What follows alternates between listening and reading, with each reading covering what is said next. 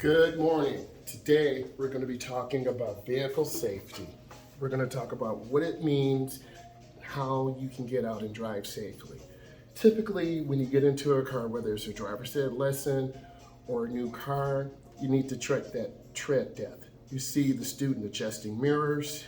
You want to make sure your blinkers work. Left is down, right is up. You got to make sure your horn works. If you don't know, I'm a state certified instructor. I teach teens and adults. And we're going to talk about vehicle safety, road signs, and driving. You got to have your registration and proof of insurance. If you don't know, I've been teaching driver's ed 23 years this summer, and I want to bring you value and help you learn how to drive. You got to know where your instruments are, okay? You have to know where your heat is, your air conditioning, your radio, your hazard lights. If once you're secure in the vehicle, you're going to be talking to the instructor. If your blinkers don't work, up is right, down is left, and down is slow down. Now we're going to talk about traffic lanes. What do they mean? You have a broken white line. This means you can change lanes if it's safe. If it's not safe, you cannot change lanes. Now we have a double yellow. This means you cannot change lanes. You have the edge line to the right. A lot of beginning drivers drift to the right or drift to the left. Now we have broken yellow lines.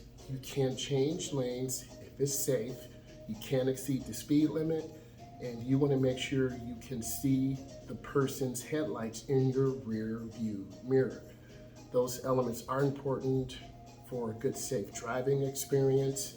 You don't want to tailgate other drivers. That's a common thing for beginning drivers and drivers who drive very aggressive. We want to teach you good habits from day one, and then you'll have these driving skills for the rest of your life. So I'm blessed to be here, and we're still going to continue to move forward. So this is the perspective.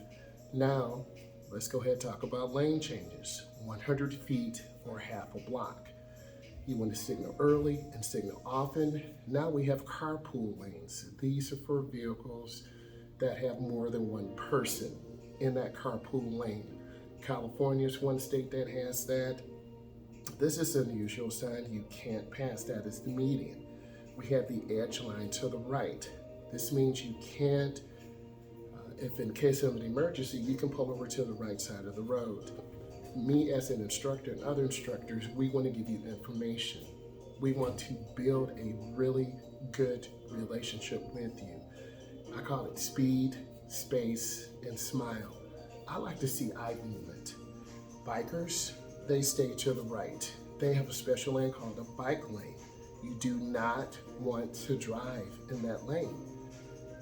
You have to be aware and be safe. There's your carpool lane, more than one person. What happens if you are driving in that lane and you have one person in the car? You will be pulled over. You will get a ticket. So you do not want to drive in that lane. This is the middle left turn lane only. It is for left turns. It's a shared left turn lane. You're not supposed to drive straight in that lane. Let's continue. Turning out. These turnouts allow you to get over to the right lane signal, and they're for turning only.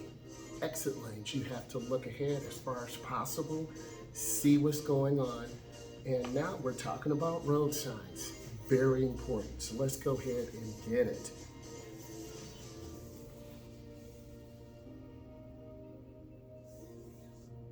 This is your regulatory sign.